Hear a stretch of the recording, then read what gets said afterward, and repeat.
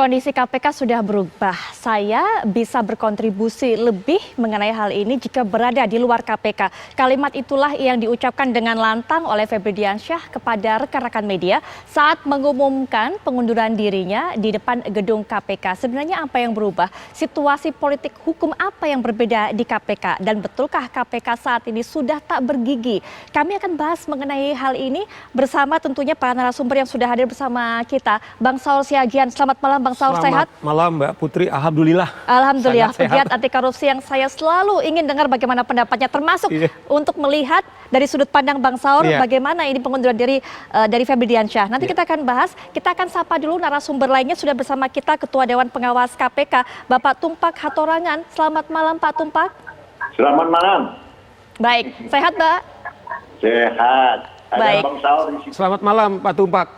Halo. Baik, selain Pak Tumpak dan juga Bang Saur, nanti akan bergabung bersama kita juga adalah Bang Terry, Bang Arteria Dahlan. Tapi mungkin sambil menanti, Bang Saur juga bisa berikan pandangan apa sebenarnya yang dimaksud oleh Febri Diansyah bahwa kondisi politik hukum di KPK ini sudah berubah sehingga ini yang membuat dirinya akhirnya memutuskan untuk mengundurkan diri dari KPK. Ya, prosesnya itu saya kira juga Pak Tumpak tahu ya. Jadi ketika revisi Undang-Undang KPK itu diketok Mbak Putri, kemudian juga waktu kemungkinan besar saudara Firly akan terpilih jadi komisioner, Febri dan beberapa kawan, saya nggak enak sebut di sini, sebenarnya mereka itu sudah mau mengundurkan diri kurang lebih 8 bulan yang lalu. Saya termasuk beberapa kawan, khususnya para penggiat anti korupsi masyarakat sipil mengatakan gini, Feb, janganlah kalau Anda merasa ini ada satu katakanlah konteks pelemahan versi kawan-kawan lah atau versi kita misalnya,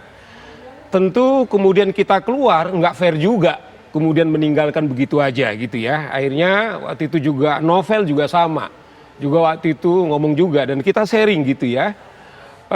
Saya barangkali kontemplasi 6-8 bulan ini, kemudian juga Febri barangkali kemudian melihat akhirnya dia berkesimpulan barangkali tidak lagi dia produktif ada di sana, atau barangkali politik hukum di KPK itu sudah menurut dia bukan lagi seperti awal. So gini dia bilang, Mbak Putri, salah satu harapan kita itu kan dia betul-betul independen. Misalnya kalau nanti kita ini menjadi ASN gitu loh ya, menjadi aparatur sipil negara gitu ya, nanti kita seperti apa? Dan saya kira kita bisa melihat kinerja KPK, katakanlah dalam 6 bulan ini, setidaknya ada 3-4 lembaga survei kemudian mengatakan kan KPK ini kemudian kinerjanya jelek sekali, kepercayaan publik. Saya kira semenjak KPK ada, saya kira di sini yang paling rendah, bahkan yang paling menarik itu di bawah lembaga penegakan hukum yang lain, gitu loh Mbak Putri. Dan sumber masalahnya adalah kalau Bang Saur juga bilang revisi Undang-Undang KPK, begitu kan? Saya pikir juga beliau juga komunikasi dengan saya, ya salah satu penyebabnya adalah seperti itu. Baik, ini kita akan langsung saja dengarkan bagaimana pendapat dari Bang Arteria Dahlan. Assalamualaikum warahmatullahi wabarakatuh. Selamat malam Bang Terry. Waalaikumsalam. Selamat malam Mbak Putri, Bang Saur, Pak Tumpak. Malam Ter. Baik, Selamat Bang sore. Terry. Tadi Bang Saur sudah mengatakan juga sudah memberikan pandangan mengenai alasan dari mundurnya Febri Diansyah. Dan ini memang mengatakan bahwa sumbernya ini adalah revisi dari Undang-Undang KPK, Bang. Dan juga kalau kita lihat revisi Undang-Undang ini kemudian melemahkan KPK sehingga tadi kinerjanya kalau dikasih nilai rapornya sama Bang Saur cukup buruk. Ya, pada prinsipnya kita menghormati sikap Mas Febri dan 37 pegawai KPK, beserta penghormatan kami terhadap alasan-alasannya. Semoga Mas Febri dan teman-teman tetap istiqomah. Saya yakin Mas Febri dan teman-teman adalah putra-putri terbaik bangsa. Mas Febri merupakan etalase, merupakan serambi mukanya KPK maupun giat-giat pemberantasan korupsi yang kita miliki saat ini. Memang kalau dikatakan melemahkan atau alasannya karena revisi, ini kan jujur saja kita katakan ini masalah perspektif. masalah cara pandang. Saya yakin niat tujuannya Bang Saur, Mas Febri, saya dan teman-teman DPR sama, yaitu bagaimana memperbaiki negeri. Bagaimana pemberantasan korupsi ini dapat lebih efektif, tidak gaduh, dan sesuai dengan tujuan yang kita cita-citakan. Teman-teman melihat dari perspektif tertentu, tapi DPR kan lebih melihat dalam postur, dalam perspektif yang lebih luas. Istilah kami itu helikopter view lah. Mudah-mudahan bisa lebih kompleks. Tapi kalau dikatakan alasannya revisi undang-undang itu sehingga KPK menjadi lemah, ya mungkin tidak benar ya. Karena memang faktanya adalah sekarang kerja-kerja KPK semakin efektif. Yang pasti KPK tidak gaduh, tidak genit, tidak bikin heboh, iya. Tapi kalau efektifnya, bayangkan kemarin kartu prakerja 5,6 triliun. Sudah sekian ratus triliun dalam rapat kerja, Pak Firly mengatakan sudah dilakukan pencegahan hilangnya kerugian atau potensi kerugian negara. Berikutnya juga pada bagian mana di revisi Undang-Undang KPK yang melemahkan?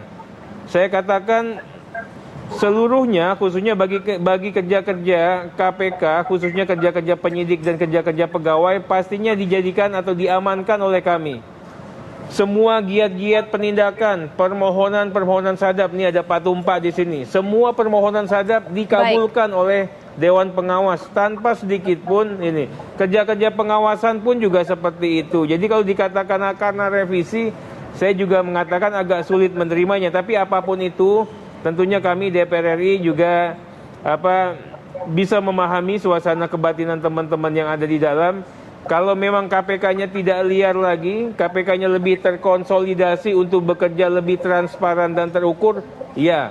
Tapi kalau dikatakan revisi ini untuk memperlemah, saya pikir juga tidak, Mbak Putri. Baik, Pak Tumpak mungkin juga punya pandangan mengenai hal ini karena memang suara masyarakat di luar ini banyak yang mengatakan sejalan dengan sikap dan juga pemikiran dari Febri Diansyah. Bahkan kemarin apa yang kemudian putusan etik yang diberikan kepada Ketua KPK ini juga menjadi sorotan masyarakat karena dinilai terlalu lemah, begitu Pak Tumpak.